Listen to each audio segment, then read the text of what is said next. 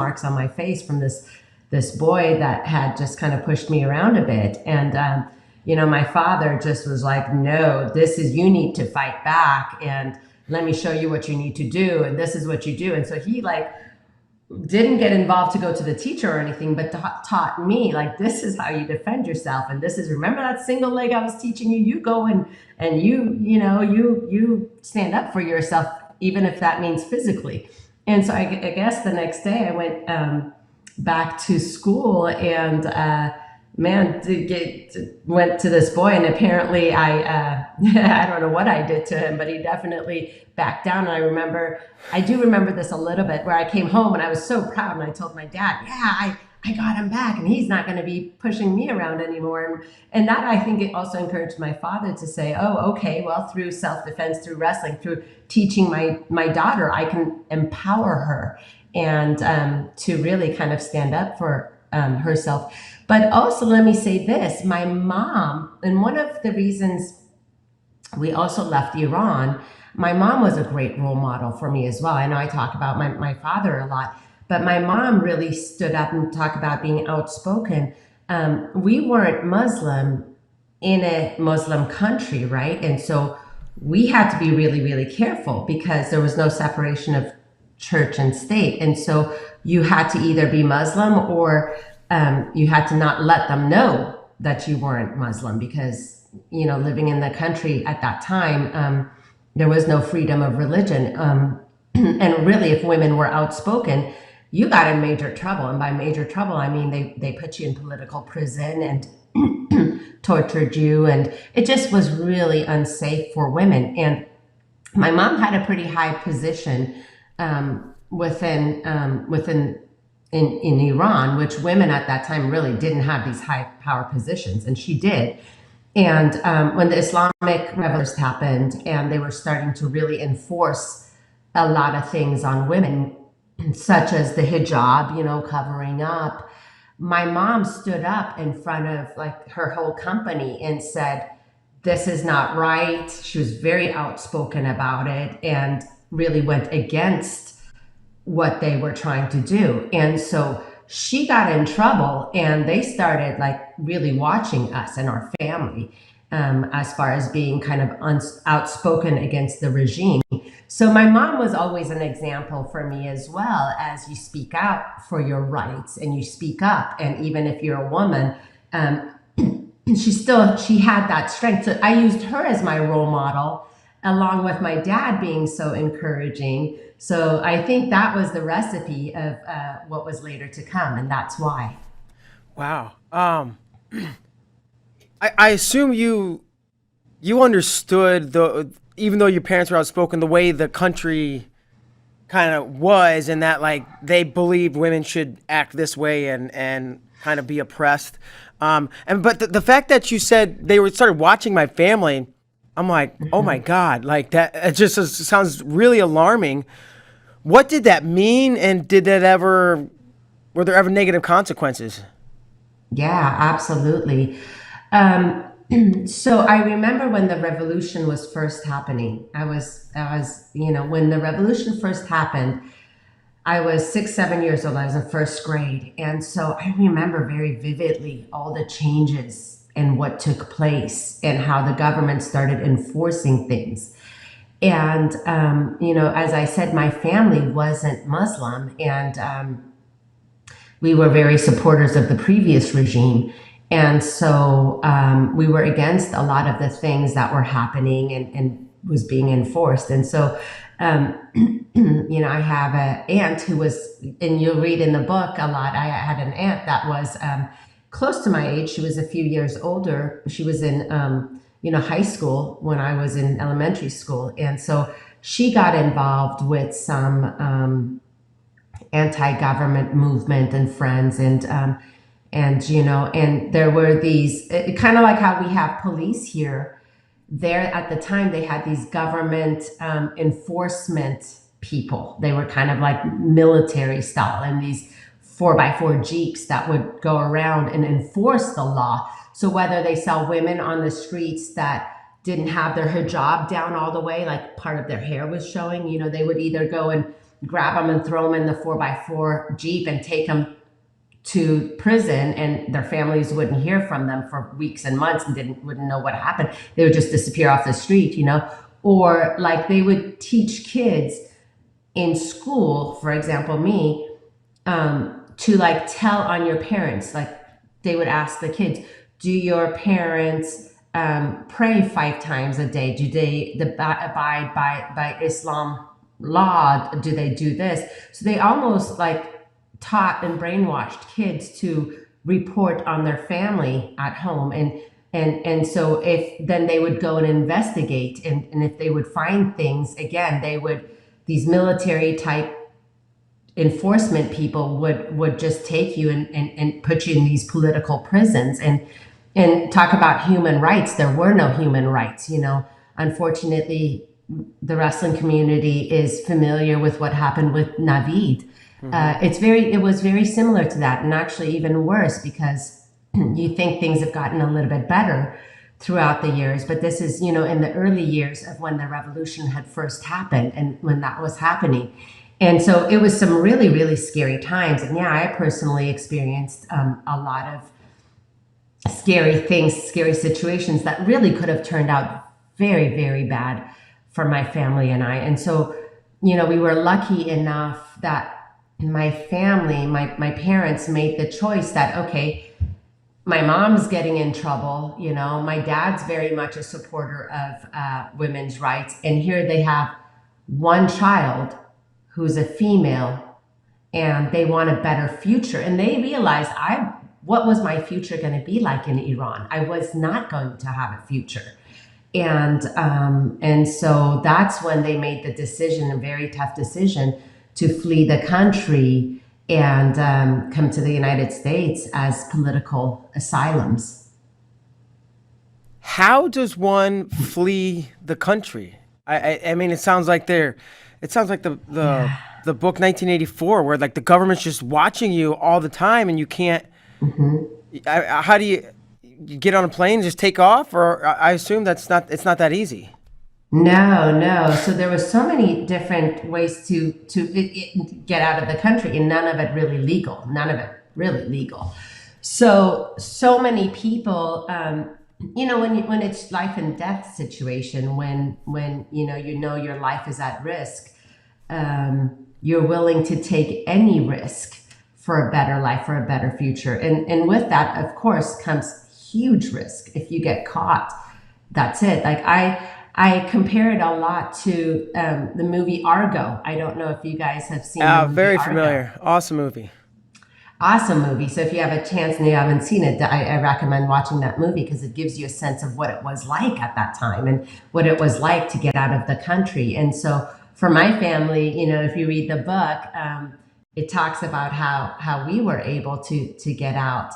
But even to this day, it's not just that easy. It's not like if you want to, it's gotten a lot easier nowadays, but back when we left, it was you would flee illegally, whether that's, for someone to smuggle you through Pakistan, through Turkey, through, those countries, or for me, as you will read in the book, we were lucky enough to have relatives in Europe, to where we said we're going to go and visit with them. And we left everything behind because they thought we were going to go back. And of course, we weren't going to go back. And so we had a lot of risk in that, being an only child. We left my father and all our money, all our belongings behind. And I never knew if I was ever going to be able to see him ever again.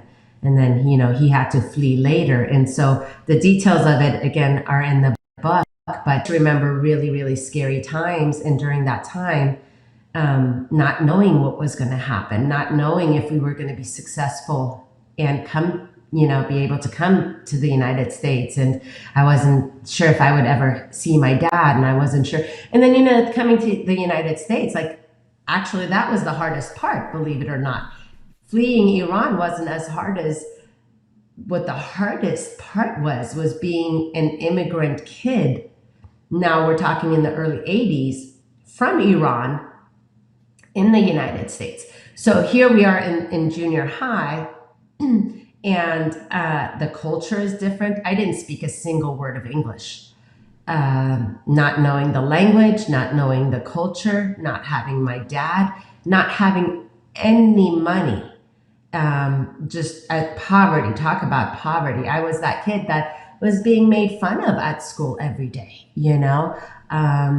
I had my PE clothes in a Kmart bag, and I had food stamps for lunches at school. And at that time, you were in a different line if you weren't buying your lunch, if you were on the food stamp program, and Yeah. and then being from Iran, I remember kids in junior high. And kids in junior high are brutally mean anyway, right? Yeah. But I remember them coming up to me and saying, "Where are you from?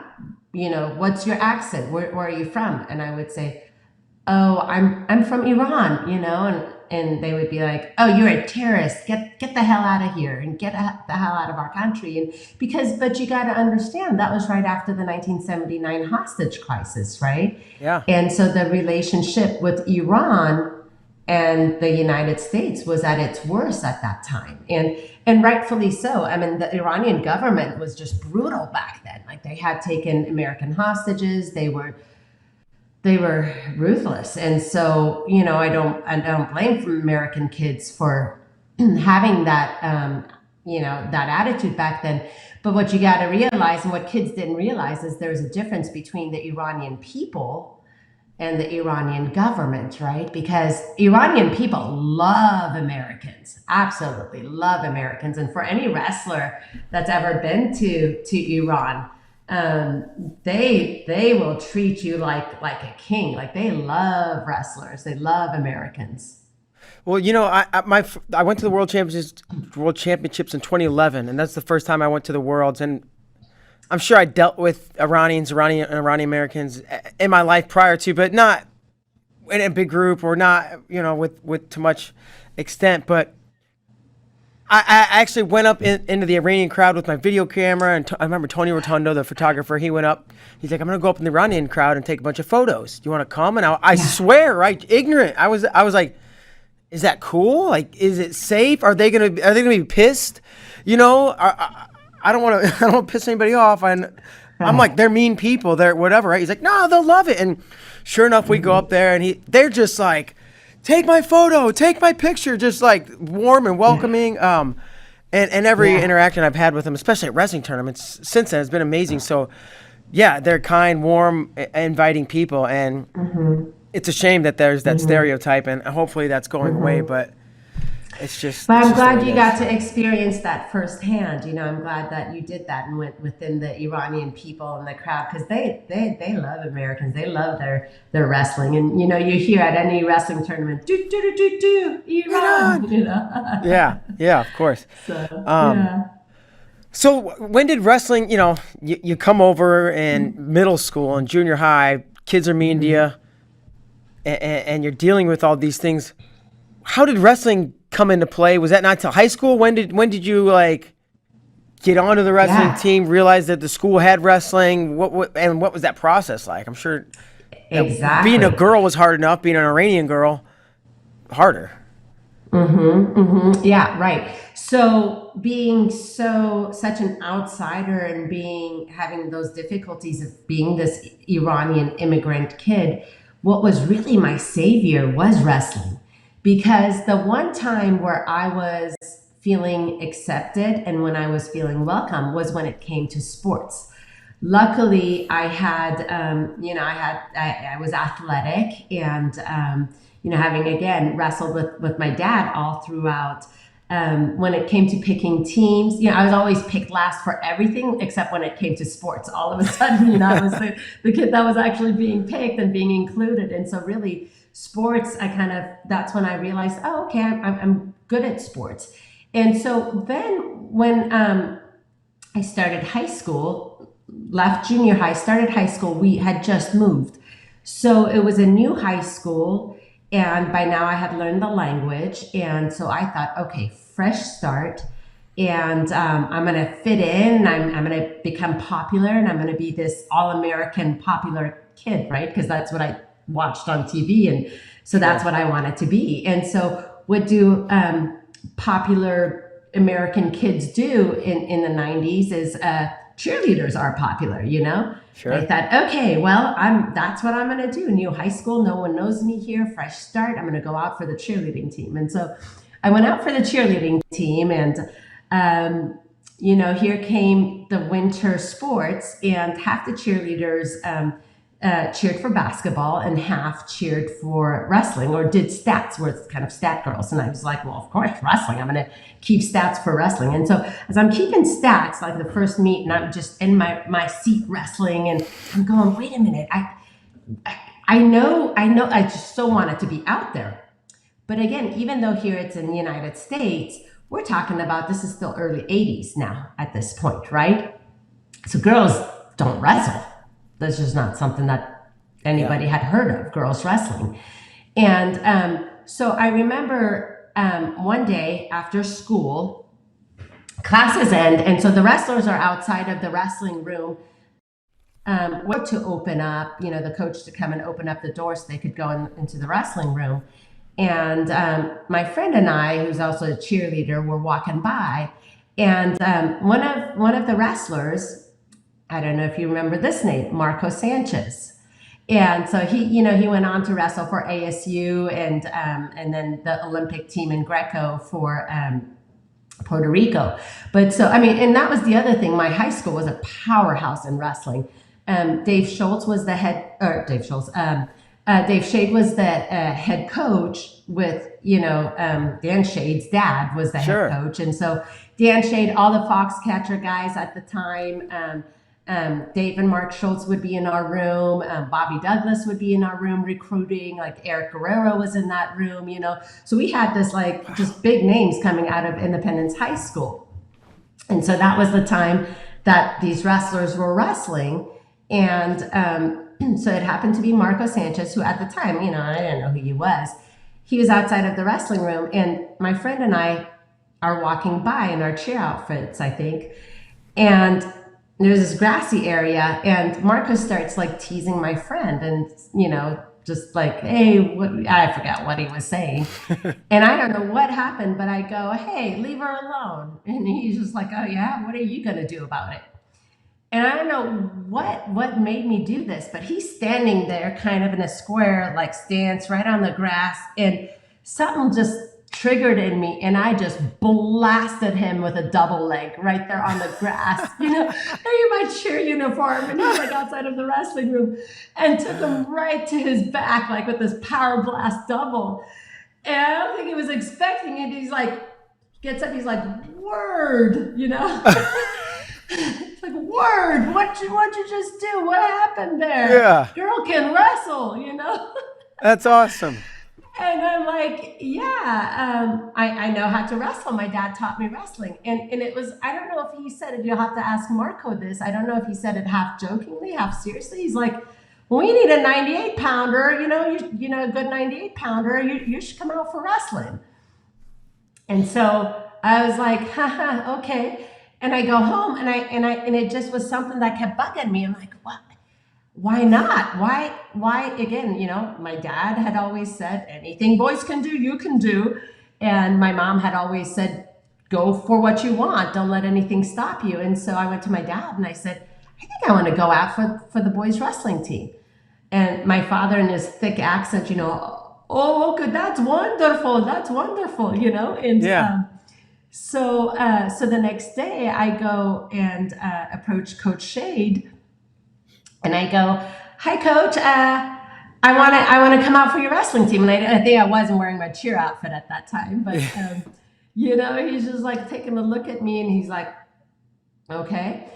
But here's the thing: it was right when Title IX was coming out, right? And so things were happening, and he was like, okay, well, legally, I can't stop you if you want to come out for the team, but let me talk to your father. What would your Iranian father think of that? A girl rolling around with the boys. Right. And this is, again, in the early 80s. Girls just didn't do that. And so he calls up my dad, and he's totally shocked that he's expecting my dad to say, oh, what is my daughter thinking? And, ecstatic, and the opposite. He's like, "Oh, that's wonderful! I've always wanted my kid to wrestle." And so, Coach Shade's like, "Oh, okay," and then I guess I'm going to have to let her wrestle. But so this is how Independence High School, like I said, powerhouse of a wrestling program back then, and so this is how Coach Shade and Coach Perez at the time would do the wrestling. Is they would not make any cuts, but they would have the practices be so hard that people would cut themselves, right? So that's how he what he cared about. He's like, well, I can teach you technique. I can teach you, what I want is individuals that don't know the meaning of giving up, that have that grit and have that fight and have that, that are just tough. And you can't sometimes teach that toughness. These kids, you have to have it, right? And it was that kind of a wrestling room, where I remember just you would walk in and the smell of sweat and just the sweat dripping off the sides, with the sides of the room had mats because we'd like take those doubles and we'd slam people into the walls and you would just have just sweat on the bottom. And this is a high school room, right? And it was awesome. But it was that kind of an environment. And so you would have these football players that after football season would want to come out for wrestling. And within like the first couple of practices, that they couldn't hang. They would be like, man, this is BS. And they'd slam the door and walk out. Just weren't tough enough. And so he, I guess, expected me to be quitting.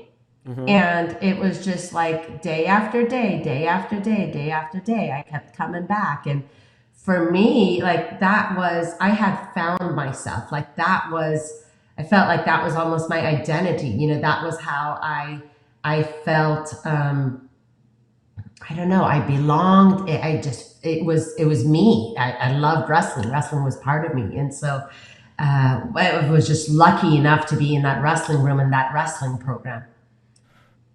So you come out for wrestling, coach has these hard practices, thinks you're going to quit. You don't. I guess during the time when the coach is having the hard practices, trying to get people to quit or you to quit, and then after that, well, even initially, how were you received by the team? Did most of the kids know you blast doubled this guy out on the grass, and that's how it started? Or I don't know, were boys mean to you? Boys trying to hurt you, trying to get you out of there?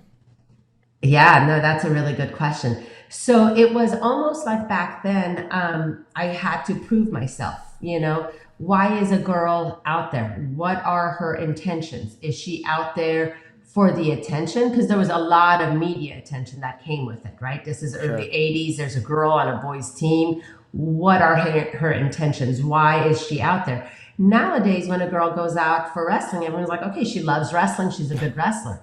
But back then it was like, who's this freak and what is she trying to do? And so it was almost like, I had to prove myself, not just for myself, but for all the girls out there, for all the female wrestlers that were to come, that no, I'm there because I truly love the sport.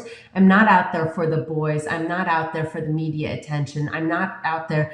I'm out there because I love wrestling. And just because I'm a girl, that doesn't mean I can't enjoy the sport and I can't get the benefits of the sport. And so initially what happened was, that blast double was like in front of all the rest of the team. They're like, but so then it was different when all of a sudden I'm there every day and they're seeing my face at practice. And it was like, initially they were just kind of like, who is she? Just kind of not halfway paying attention.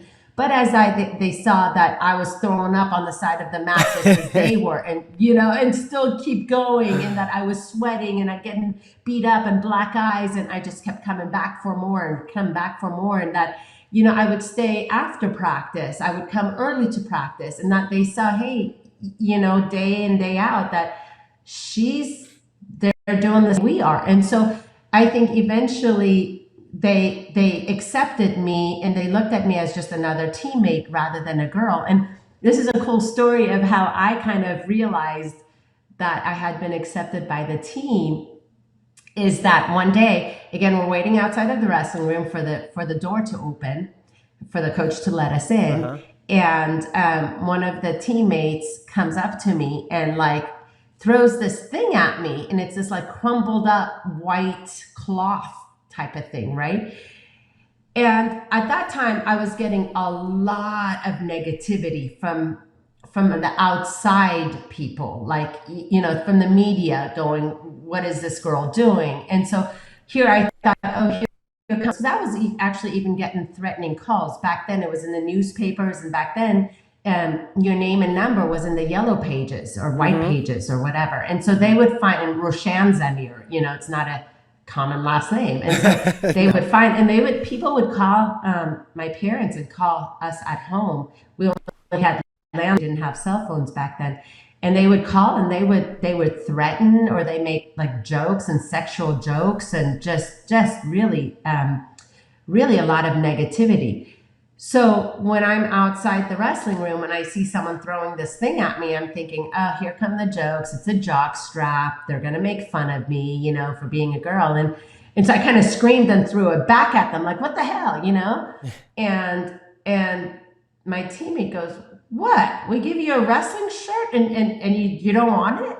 And I go, a wrestling shirt. So I pick it up. And what they had done is they had gotten, since I had joined the team late, from cheerleading to wrestling, they had gotten me a wrestling t-shirt, a team t-shirt.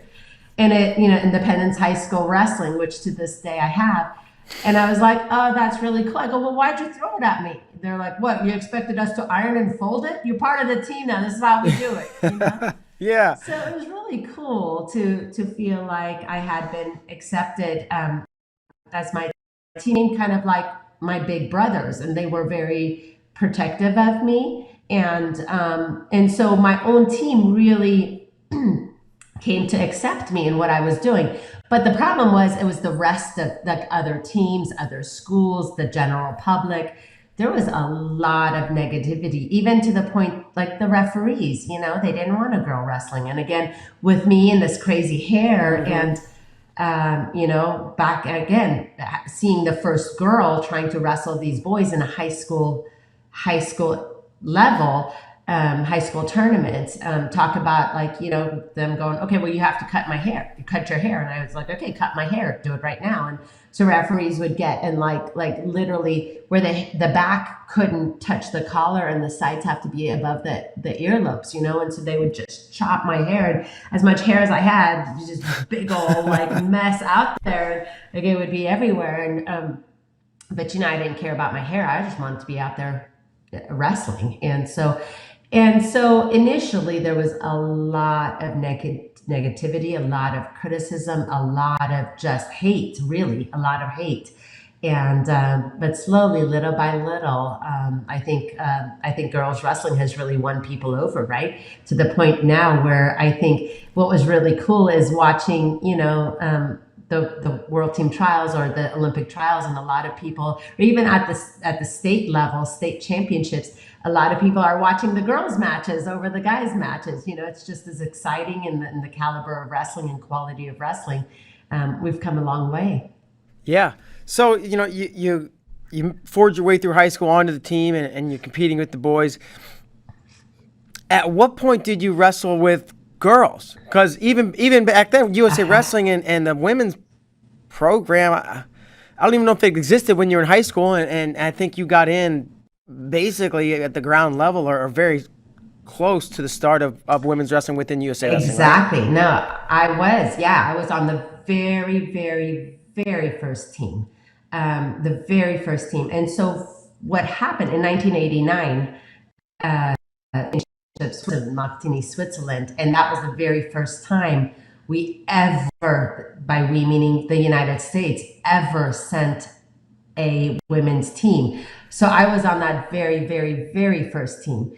And how that came about, I think it just, timing was right. I was really lucky. So I was in high school and in this great powerhouse of a program, with all these later to be Olympians. And, like I said, Dave Schultz would come into our room, Bobby Douglas would come into our room, like these great names. And so I had really learned the technique. And so all of a sudden, the summer before my senior year in high school, Coach Lee Allen out of California, decides that, look, girls wrestling is the future and we need women's wrestling, and equality, and for men's wrestling to survive we need women's wrestling. And so he really had that vision and that just foresight to say, okay, we need to get girls wrestling going. And so he organized the very, very first ever historic all women's wrestling tournament. And he invited Sweden and Japan, who had already had women's wrestling teams. And he organized this international tournament in San Francisco. And the top placers, the top American placers in each weight class would then form really what we call the national team for the United States. And then that team was being sent to the World Championships, 1989 World Championships. So at that time, FILA had included, that was the first time they had ever included women into the World Championships. So I remember as a high school kid, again, being in love with wrestling. Like, I didn't have posters of like Madonna or rock stars or whatever on my wall. I had posters of, Bruce Baumgartner and Tim Vanny. Do you remember that poster? Like, The big everybody can wrestle. Yeah. So I remember having that poster, and I had posters of John Smith, and like those were my like idols. Those were my rock stars, right? Yeah. And so here I make the world team, and high school kid being sent to the World Championships. And here I'm at the World Championships, and all three styles were at the same place in Martigny, Switzerland. So you had the mat for women's wrestling, you had the freestyle wrestling, you had the mat for Greco wrestling. And I remember like sitting on Matt Gaffari's shoulders, carrying the US flag and going, man, this is the American dream, Yeah. And here's the two Iranians, Matt Gaffari and me, and we're leading the procession with the US flag. So it was really cool. And all of a sudden I'm competing at the World Championships. I'm wrestling on one mat, Bruce Baumgartner's wrestling, or John Smith's wrestling on the other mat. And like, all these people who were like really my idols and on my poster, and I'm wrestling on the mat next to them at the same World Championships, And, back then I didn't know, but I ended up medaling, and that's what became the first historic world medal for the United States. And it wasn't until the year after that, in 1990, when we had again another women's kind of national type of tournament, and sent the next team to the World Championships. And that was the team with Trisha Saunders and Shannon and Marie Ziegler and that team. And so that year, 1990, the World Championships, the women's were at a different place. Men's freestyle was at a different country, and men's Greco was at a different country. And so what was interesting was in 1989, with all the three styles being together, I got the same medal, the same everything as the men. The 1990 World Championships, where the women's wrestling was held by itself. And I know when you guys had Trish touched a little bit on this, but man, was that different. It was crazy. And this is something I want like this new generation of female wrestlers to know. Like the 1990 World Championships, when we medaled and we were on the, getting our medals, instead of like cups or trophies or whatever, we were given kitchen appliances. And that really happened, and like, I didn't know, like, well, thank you, or what message is this trying to send us? Like, yeah, exactly. Like, are you saying we belong in the kitchen or on the wrestling mat? Because here I have a wrestling medal around my neck and a coffee maker as an award, like, so it was just kind of crazy to think. And instead of most outstanding wrestler, they were awarding most beautiful wrestler. So the referees were getting together after the tournament and not judging on who wrestled the best, but who looked the prettiest while wrestling. I don't know. So, and again, it was all male referees. And so, whoever got the prettiest wrestler out of the tournament. And this is the world championships, you know?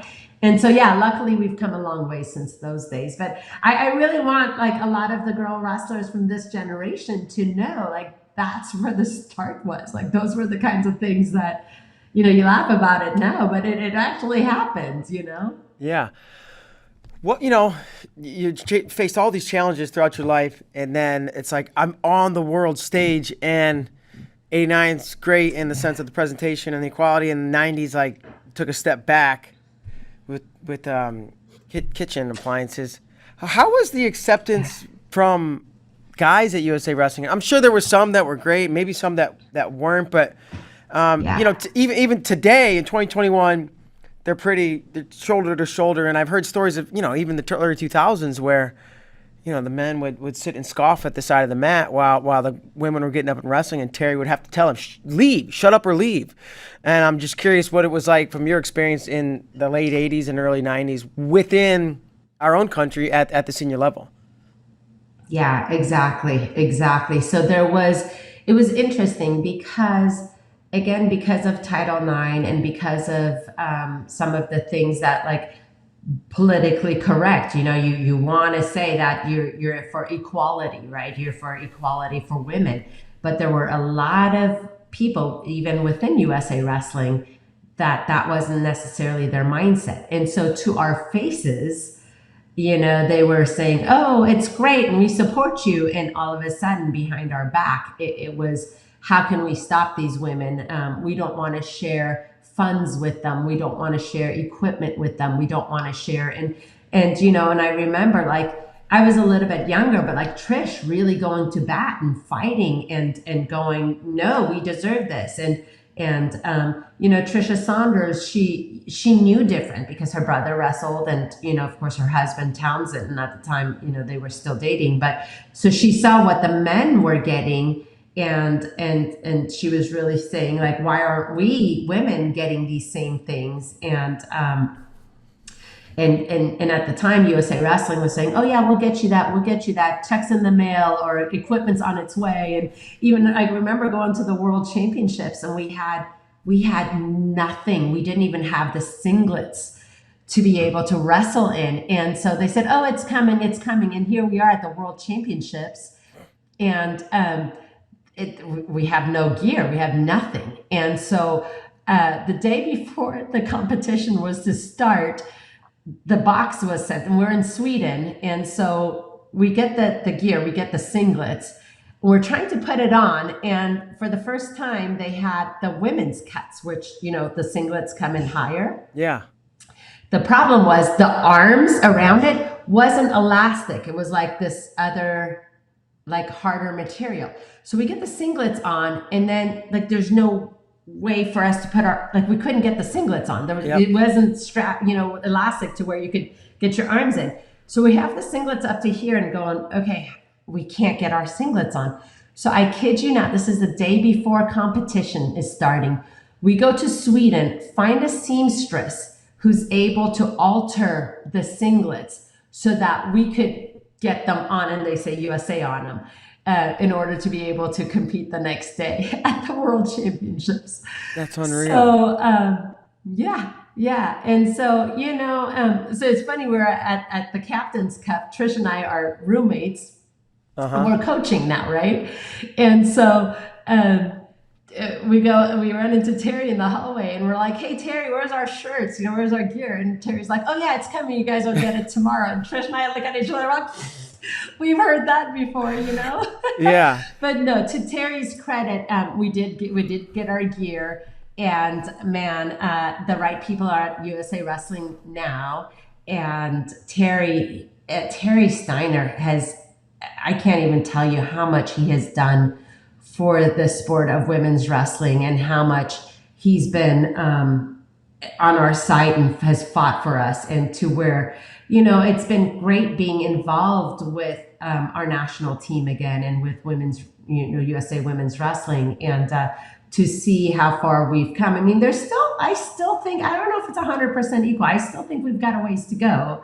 But from those days, yes, we've come a long way. And like I said, Terry Steiner, he's done a great job. Rich Bender, Gary Abbott, all the right people are, I think, at USA Wrestling now that are really have helped with women's wrestling. But I remember those days where that wasn't the case. And you mentioned Terry, right? Terry's been the women's coach for a long time, and everything you said spot on. What was the coaching situation like back in '89 and in the '90s? Was there a head coach? Were there individual? You guys have individual coaches? Were you just on your own? Was there like a team leader who just kind of organized it, or how did you get around the world and per diem? Or I don't even know. Yeah. Yeah, no, good question. So there was no such thing as personal coaches. I think anybody who had a big heart and felt sorry for us, and was willing to give us a corner of the mat and help train us, that was our personal coach. But it was a lot of times whatever men's coach there was. I was at UC Davis, and so it was whoever the men's coach was at the time was open-minded enough and had a big heart to be able to help me out as well. But no, I didn't, none of us had personal coaches. We had husbands and, boyfriends or friends that were willing to coach us. And then as far as USA Wrestling, in those early years, it was not popular to speak up for the women, because if you did that, you kind of blackballed yourself, or you really became the unpopular person. What are you doing supporting those girls, those women? And, if you did that, a lot of the other male coaches, like, what are you trying to do? It was really frowned upon. And so it took some really strong guys that really believed in women's wrestling in those years to really stick their neck on the line, because they believed that was the right thing to do. So early on, the names that I really want to give kudos to, like Lee Allen, Joe Corso, Rusty Davidson, like those guys, Mike Duro, Rob Eider, those guys were willing to step up and say,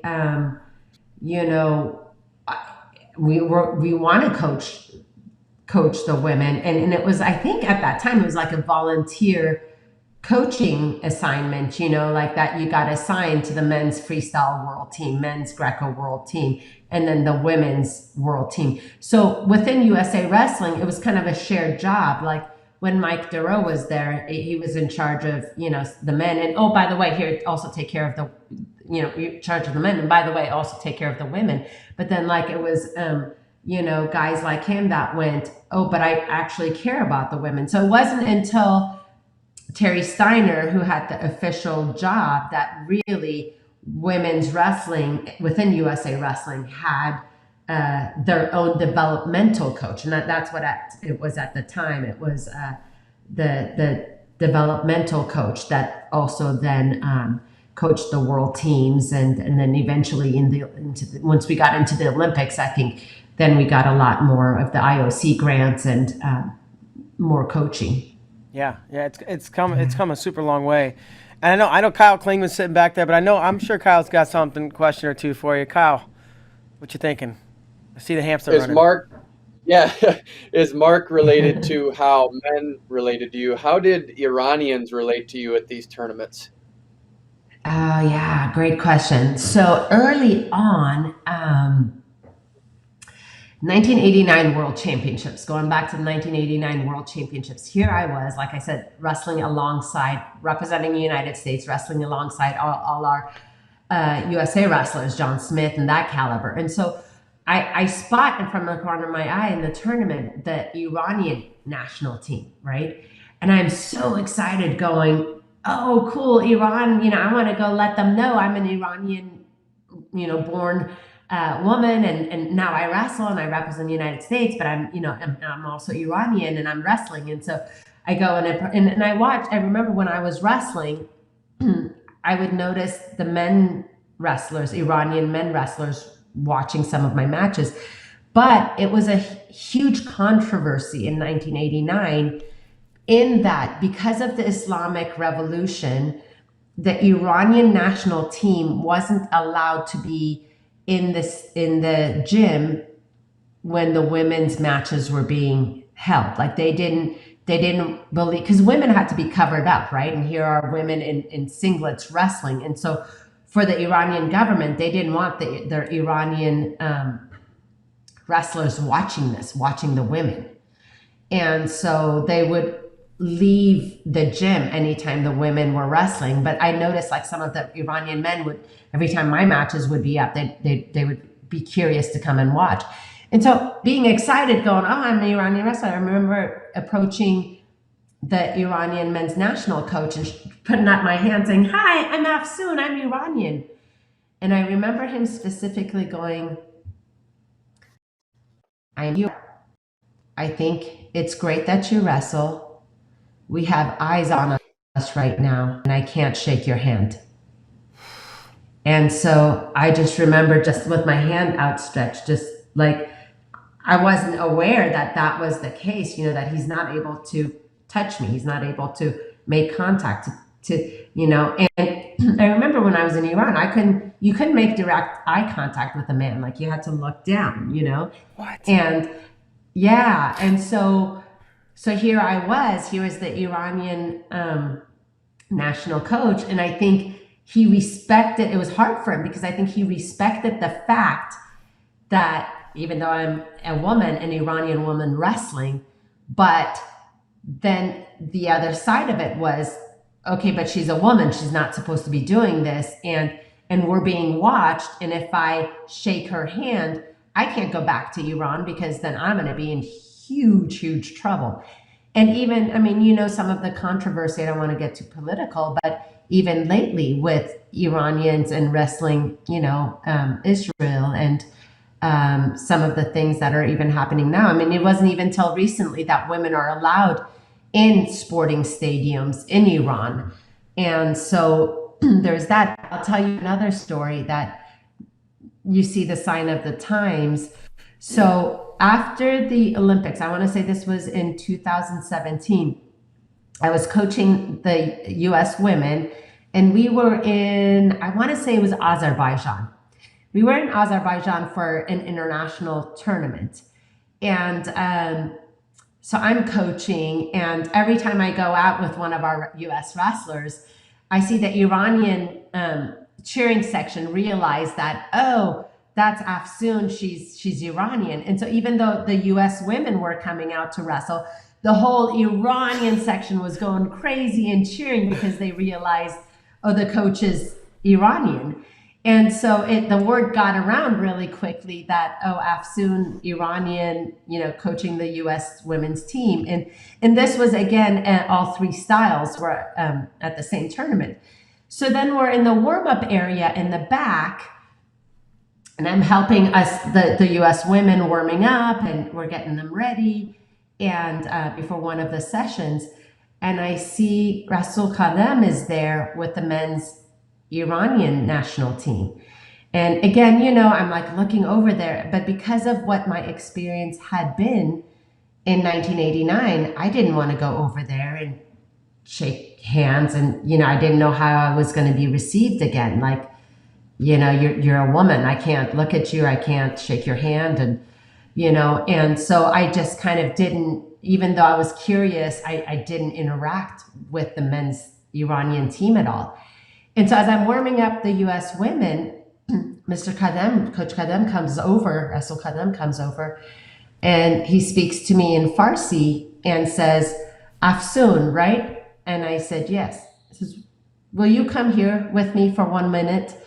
And Rasul Kadem, of course, oh my gosh, he's talking to me, So I go over with him, and he takes me over to the men's Iranian national team who's sitting there on the mat. This is again behind the scenes warm-up area.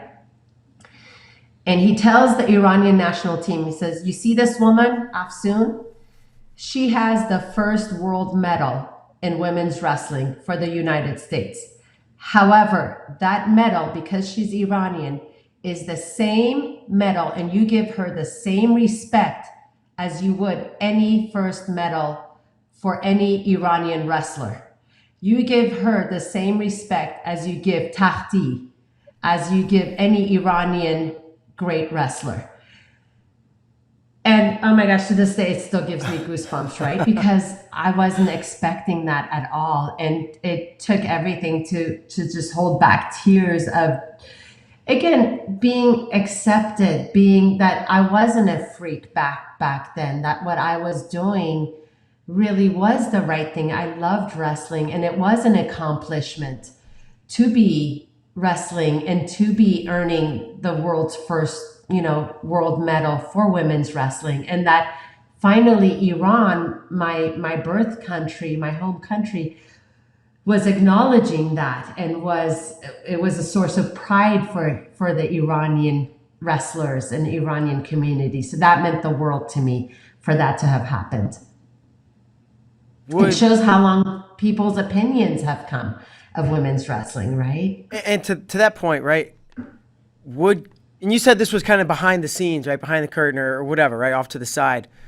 Would he, if Kadem, if I don't know, the government officials, whoever found out that he said that, would that be okay today? Or was that like nobody else should find out that I'm actually saying this to the team? Right. He's been, as you know, very outspoken. But at the same time, I didn't, when Craig Seska wrote the book, Afsoon, that was one of the stories. And he said, that's a great story. Let's put it in the book. And I said, I don't want it in writing. I don't want it in black and white, because I don't want for me to be a source of problem or cause, for him to get in trouble. He's an amazing individual. As you saw, he was very outspoken, and, so I just don't want to be a cause of problem, and I'm sure it would be. And so I'll talk to you guys about it, but I don't want it in writing to where it's going to come back and possibly cause issues or problems, political problems for him, because he is in Iran. And at one point, Iran, as they were starting women's wrestling, they started with belt wrestling, because here's the thing,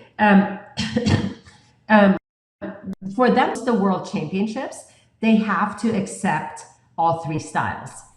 And so now, after years of them saying, we don't acknowledge women's wrestling, we don't want to watch women's wrestling, getting up and leaving the stadium when there's women's wrestling, now they're realizing, okay, well, for them to be able to ever host the world championships, they're going to have to get on board, right? Yeah. And so now they started with women's belt wrestling, and women's wrestling in Iran, they have to be, there's no men allowed.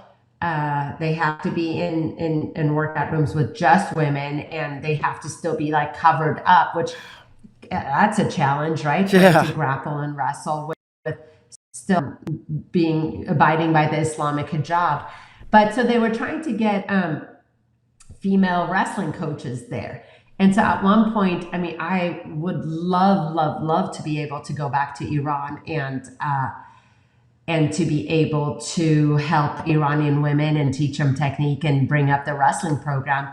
It would be great. I just don't know still to this day how safe it would be. Like, I would love to do a camp for Iranian women in Azerbaijan or in Turkey, but I just don't know if you're in Iran how safe it would be. So what do you best case scenario, you could go back and do a camp or whatever and visit your family or whatever. Okay, first of all, have you been back to Iran since you fled? No. Okay. No, have not. To my question, I don't know about worst case scenario, but along those lines, what would it look like? Are you afraid that they would put you in jail or what? Here's the thing. It's the unknown, right? There's something to be said about the comfort of your own living room. Like it took a lot to get to this wonderful country and have so many rights and opportunities and freedoms, and you just don't know. Being born in Iran, I will always, in Iranian eyes, be considered Iranian, even if I have American citizenship. And if I'm in Iran, look at the case, again, going back to Naveed. if they wanted to make a case out of me, this is an outspoken woman, or, my husband's American and we were married here and we weren't married in an Islamic ceremony. And so really maybe they could say in their eyes, you're even though you're married, we don't acknowledge your marriage, and so really you're sleeping with an American man, Yeah. and make it. They could really, if they wanted to come up with something, I could go there and there could be no problem. It could be no, they could be. It's up to the government, and it's just so much unknown.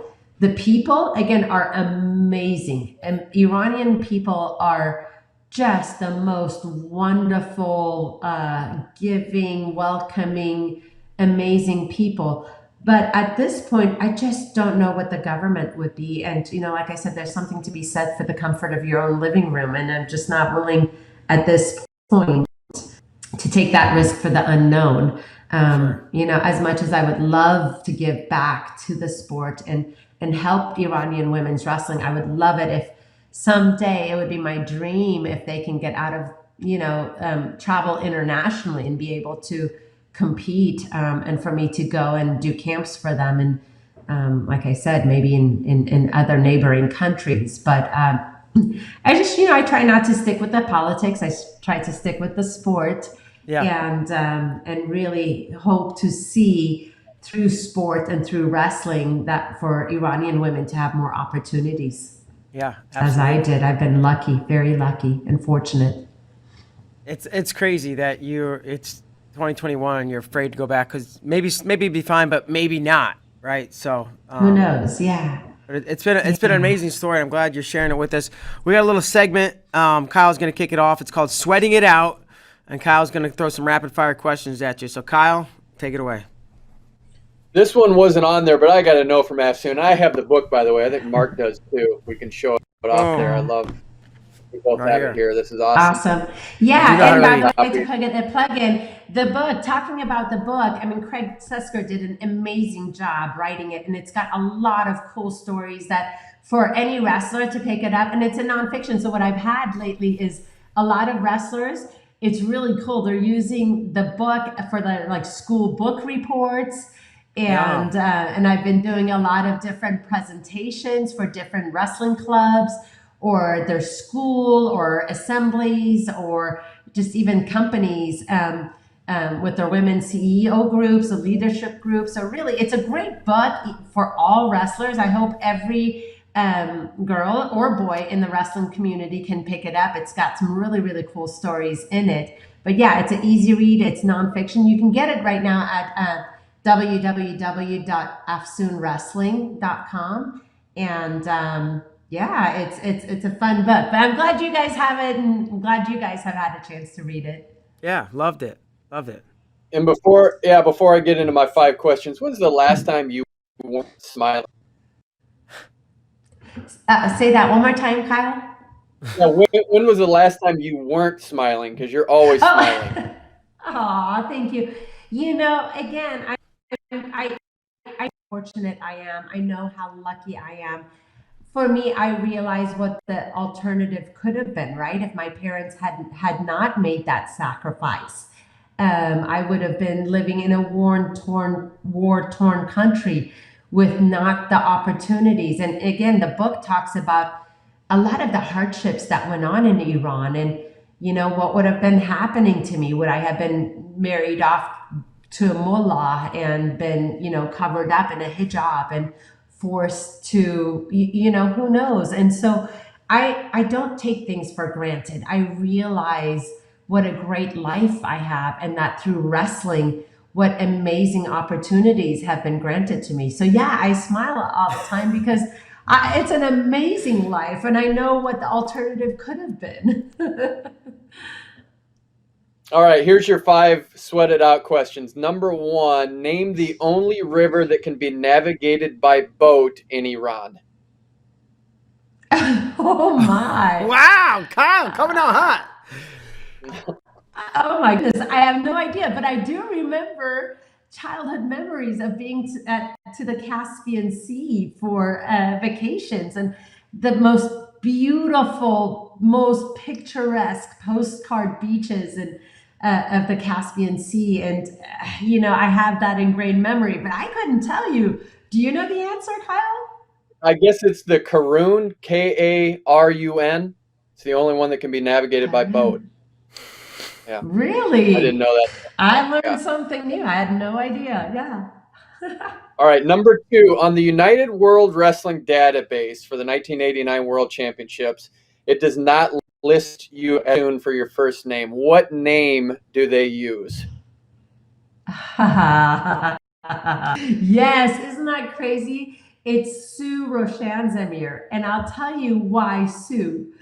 Again, I wanted to be the all-American girl. I wanted to fit in. And so Afsoon, a lot of times they didn't know, is this a boy or a girl's name? I get stuff in the mail from Mr. Afsoon, all the time. And I'm like, who's Mr. Afsoon? I'm pretty sure I'm female. And so I wanted to be that all-American cheerleader girl, and Sue was the all-American girl name. And so I had changed my name from Afsoon to Sue. And so you see, yeah, and I think the National Hall of Fame Museum, and also in some of the 1989, it's listed as Sue Roshanzamir instead of Afsoon. I do regret that. Now that I've matured, and I don't know why I changed my name to Sue, except, like I said, at that time I really wanted to belong and be the all-American girl, and Sue was the name. So yeah, Sue was the name that is in there. You're right. Yep, that's right. Number 3, I know you want to get this book made into a movie, but if you could point to one movie that is closest to your life right now, what would it be? I know there was a movie made from the girl from India, who I think was a lot of similarities into my story, where she's a girl, and the accepting girls wrestling at the time, and some of the obstacles she had to overcome. I don't remember that movie.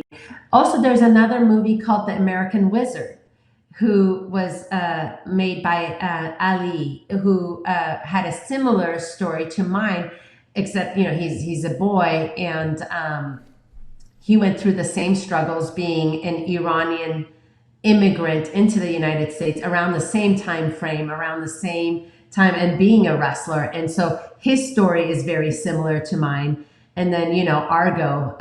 So I think you combine those 3 movies into one, you get my story. But I hope this book and my story comes across the right desk of someone that can have the way and the means to make it into a movie, because I think it would make a great movie, and especially the timing for it would be perfect right now.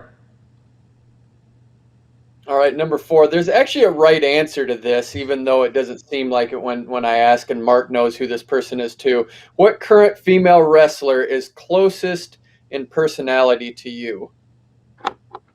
Maybe Tamira Mensa Stock. Yep.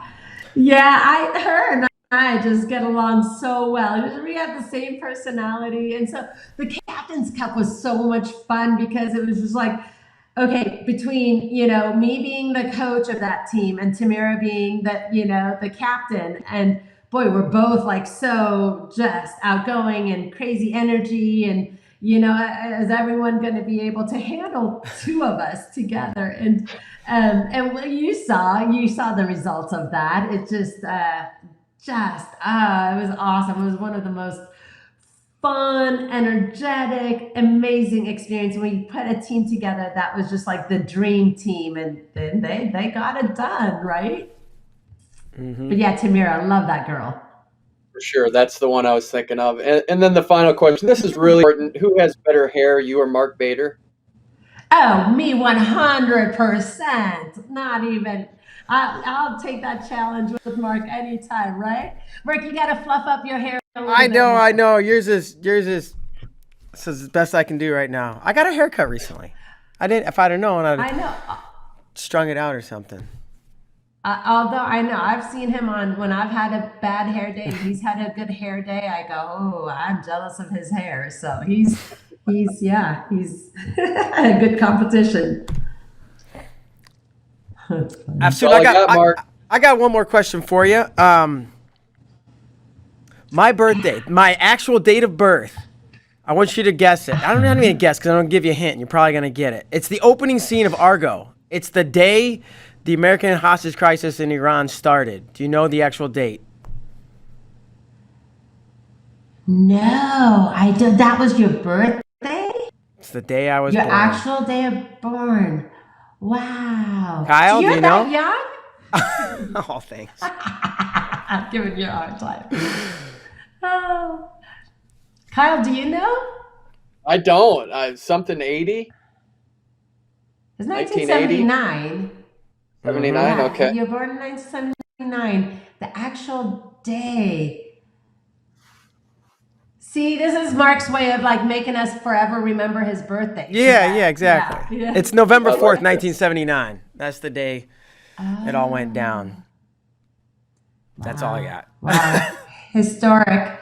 Yeah. Do you Yeah. have the newspaper from that day by any chance? I don't think, I could probably look one up online, but I don't actually have a copy. Funny story though, my mom used people come up and be like, "Oh, how old's your baby?" And she'd be like 374 days. And they're like, because every night on the Yeah, she nightly would know news they would exact. say day 355 or whatever Wow. of the crisis. Yeah. So, yeah. That's an interesting tidbit. Yeah, but there you Fun go. fact. Fun facts to know and tell. But that's we're way over the time we usually go, but it's totally fine because it's been an amazing conversation and learning about you and your wild journey, Afsoon's been a hoot, and I really appreciate it. And I'm sure there's tons we didn't cover. We could sit here until it's dark outside and continue to have this conversation, but we all got lives and things we must move on for. But I do want to give you the final word. And, is there anything we missed or anything any other stories you want to tell us or words of wisdom or jokes or... No, Wise again, tales. thank you so much for having me on this show. I gave you a hard time. We go, what is love? I'd love to be on your show. You guys have done a great job with having some really, really cool guests. I laughed hysterically through Jakara's interview with you guys. Trisha's interview was amazing. I love when you guys had Jenna on here. And so really fortunate enough to be able to follow and also be on this show as well. So thank you so much for having me. And my final word again, to put another plug for the book, would love it if this could be in the hands of every wrestler. And if you email me also, I can always, before shipping it out to you, put a little sign it for you or and whatnot. So again, you can get it at www.afsoonwrestling.com. And it's cool. Use it in book reports. Use it. You can send me an email if you want me to do a presentation for any school or organization. But other than that, yeah, been so much fun being on the show today. And thank you so much for having me. Thank you, too. That's Afsoon Wrestling, AFSOON, AfsoonWrestling.com. Check it out. So, Afsoon, thanks so much for joining us. I appreciate it. Have a great day. Thanks. Bye, guys. Thank you. All right, Kyle, another solid show. I mean, a very unique guest and the perspective she brings in the story that, she's lived. You're right, though. We could have kept going till the sun goes down. She has so many stories, and I was so engaged in that. So really appreciate her opening up about that and telling her story. And it really is a good book. So highly recommend. All right. Yeah, I concur. So that's going to do it for today's show. Thanks to Afsoon for coming on. Thank you, Kyle, for being awesome as always. And folks, we will see you guys later. Have a great day.